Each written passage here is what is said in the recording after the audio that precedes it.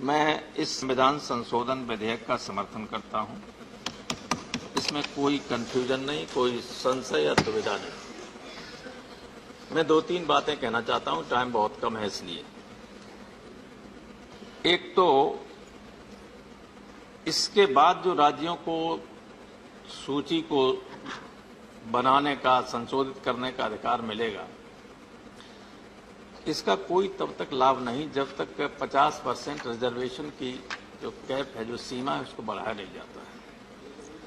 क्योंकि अगर अभी जिन लोगों को जो ओबीसी की सूची में हैं जातियां, उनके अलावा नई कुछ जातियां आएंगी, मान लीजिए 7% आ गई, 27% उत्तर प्रदेश में रिजर्वेशन है, 27% ही रिजर्वेशन रहेगा और 7% और आ जाएंगे, तो एग्जिस्टिंग जो ओबीसी कम्युनिटीज हैं उनका नुकसान होगा।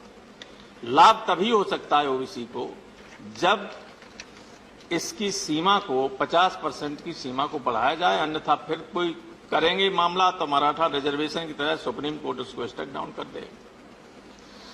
दूसरे ये है कि नई इसको इम्प्लीमेंट करने के लिए सही तरीके से, तब तक इस सही तरीके से नहीं हो सकता जब तक इस देश में कास्ट सेंसस न हो, जातीय जनगणना हो, कितनी संख्या है, एजुकेशन का परसेंटेज क्या है हर कम्युनिटी का, कितने नौकरियों में हैं, क्लास 1 में कितने हैं, सेंट्रल गवर्नमेंट में कितने हैं, स्टेट गवर्नमेंट में कितने हैं, कितनी जमीन है, पक्का घर है, कच्चा घर है, बिना घर वाले हैं।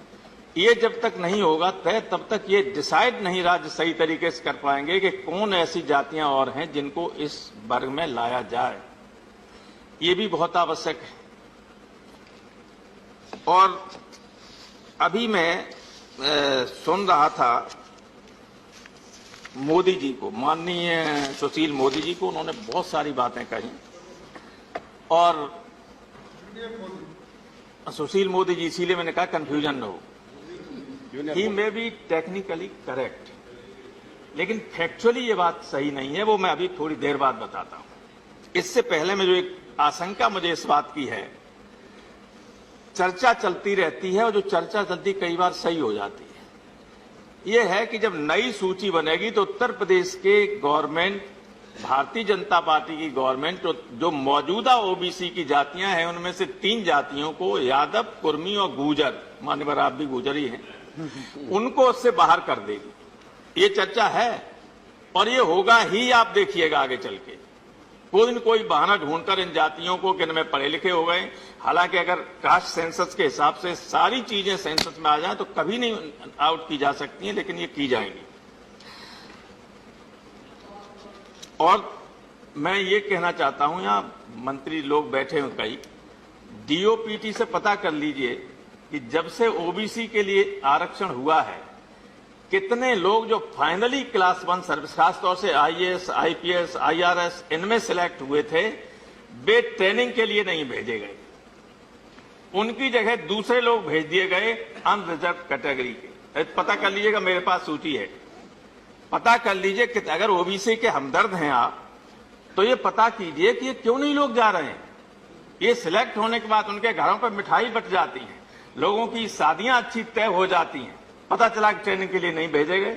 किसी से कह दिया कि आपकी क्रीमी लेयर का वो सही नहीं है सर्टिफिकेट, किसी कुछ बहाना बना के, या किसी को न भेजने के लिए कोई जनरल कैटेगरी का प्रॉपर आईएएस में आना है तो उसको ऊपर लाने के लिए 2 को रोक दीजिए।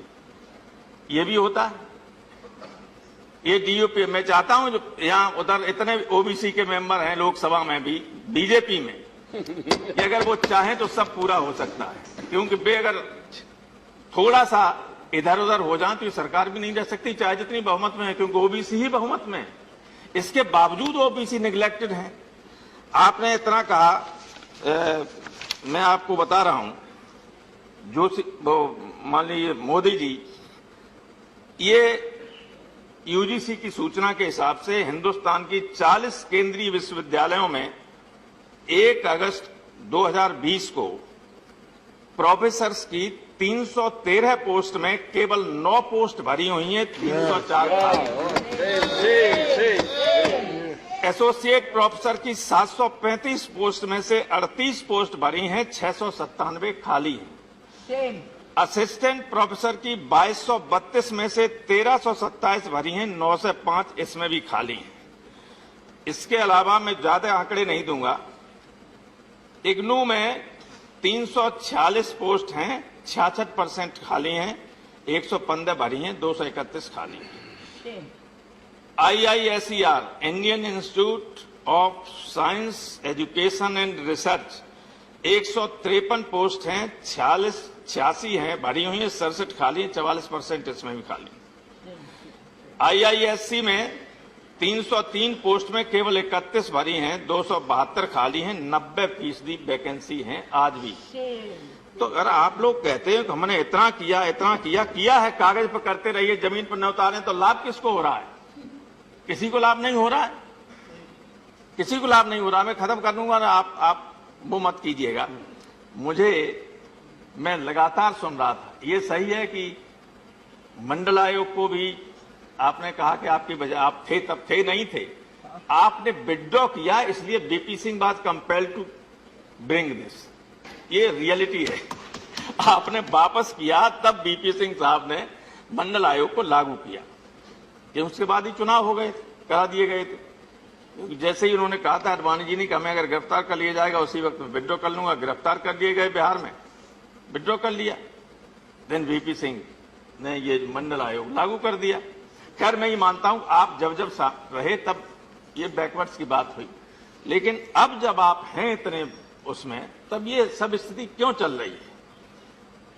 और मैं माननीय मोदी जी हैं कि नहीं है, मैं ये कहना चाहता हूं कि आपकी बात सुनकर, सुशील मोदी जी, मैं जब हाई स्कूल में पढ़ता था तो संस्कृत में एक कहावत आती थी, और एक्सप्लेन करने के लिए बच्चों से कहा जाता था कि ढपोर संको अहम अस्मि बदाम एव ददामिना। मैं तो ढपोर संख हूं, बोलता हूं, देता नहीं हूं। तो ये ढपोर संख की बातें मत कीजिए। देना है ओबीसी को दीजिए, इन्हें मूर्ख बनाने की आवश्यकता नहीं है। बहुत बहुत धन्यवाद प्रोफेसर साहब।